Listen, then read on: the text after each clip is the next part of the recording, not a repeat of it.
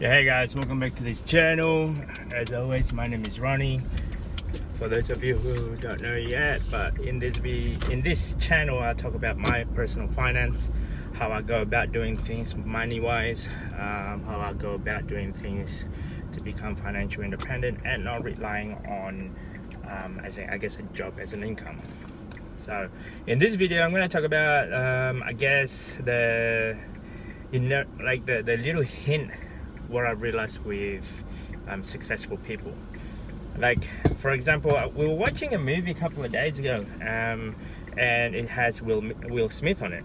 Now, Will Smith, probably one of my favorite actor at the current stage, and I realized when I noticed about his journey in life to become a successful actor, the amount of struggle that he went through.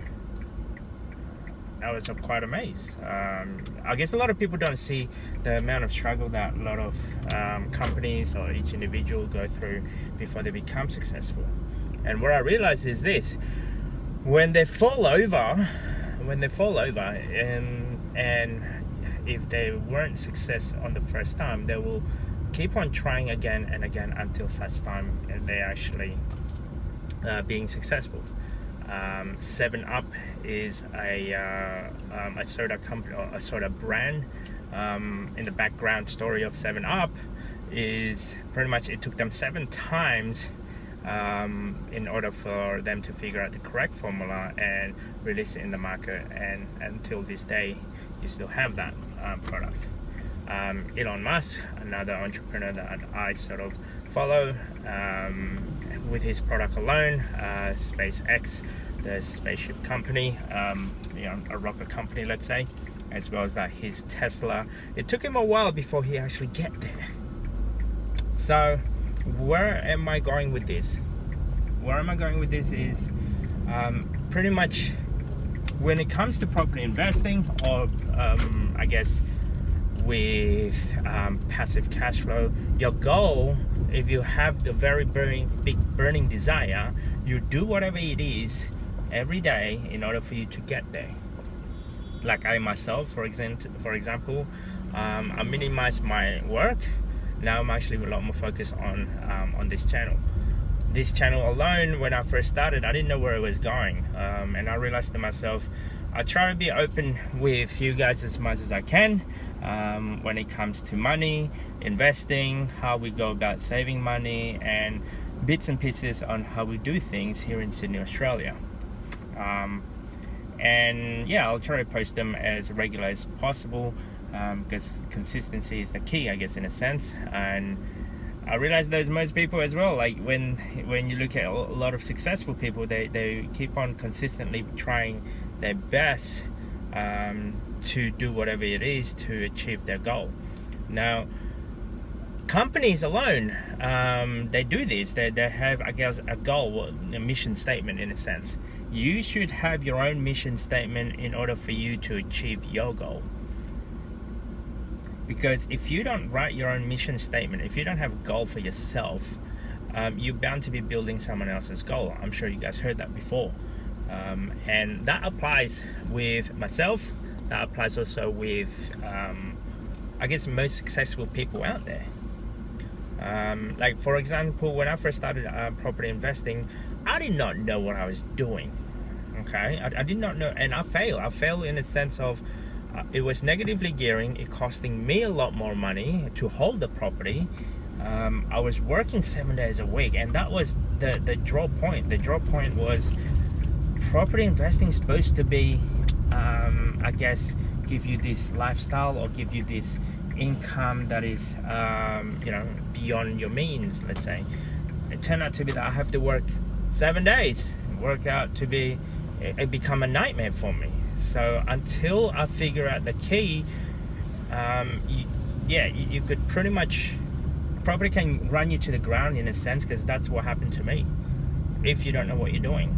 And I'm sure for first-time investors out there, that can get really daunting. As much information that you know when it comes to property, as much as information that you find, there's bound to be bits and pieces that you're missing. I was like that. I thought as a property investor, you buy a property and everything should be all good, and it's going to be positive cash flow. It's creating more money than what you're paying out. But in reality, I fall over in a sense of, this is not the way it is. Property investing, you should be a lot more free.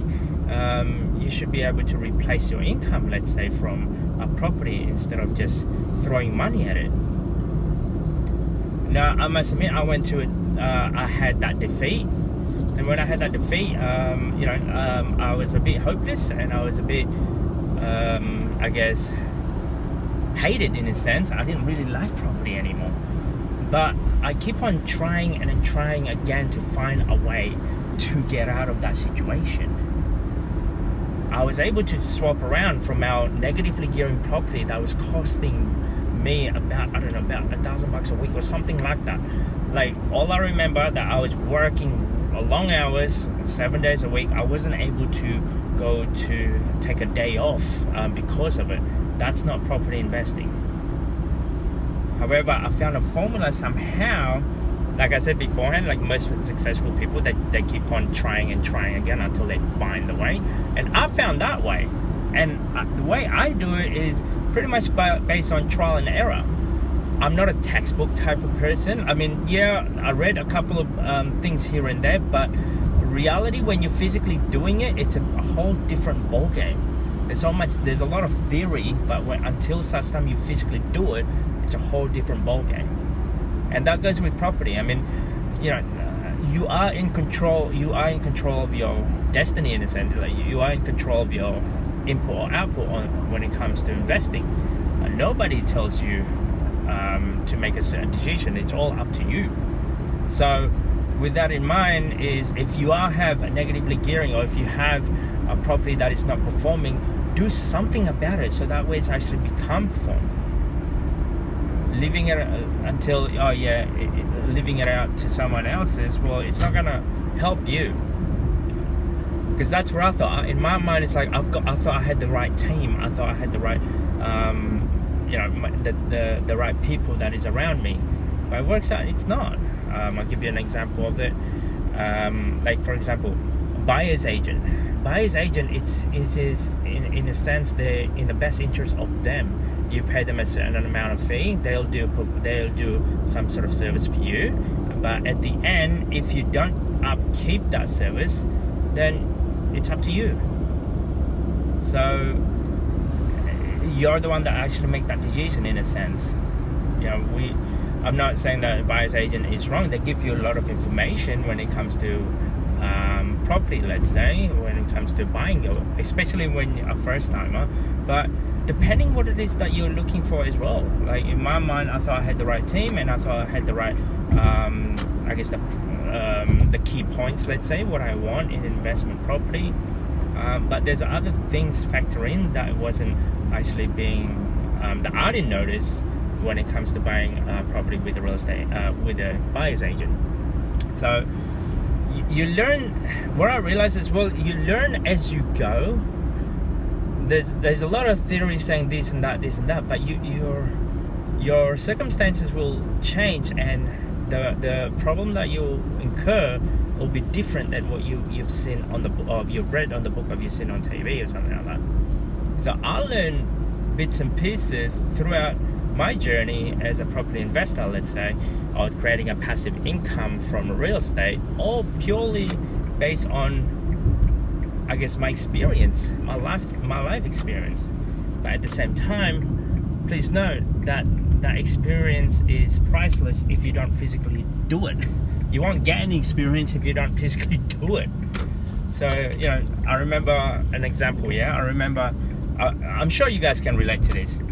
When your first day at work, on your new job, or in any job, you have no idea what you're doing. You have no idea where to sit, where to go for lunch, what is it that you're expected to do, what are the system that you'll be using, and all that jazz. But that's the same thing with property investing. In the beginning, I have no idea what I'm doing, but throughout time, throughout experience, throughout a lot of mistakes that I go through, I now know what need to be done in order to create a positive cash flow on property. So for those of you guys who's thinking, I would suggest you just go do it. Because you learn so much, especially when you're young and you don't have any kids, or you're still single, or married and no kids. That's probably the best time, because that was pretty much a hurdle for us, because we in a sense of, when you're young, when you don't have any kids, you can take a lot more risk. I experienced this as well. Now I have children, and I'm the sole breadwinner, single income, let's say.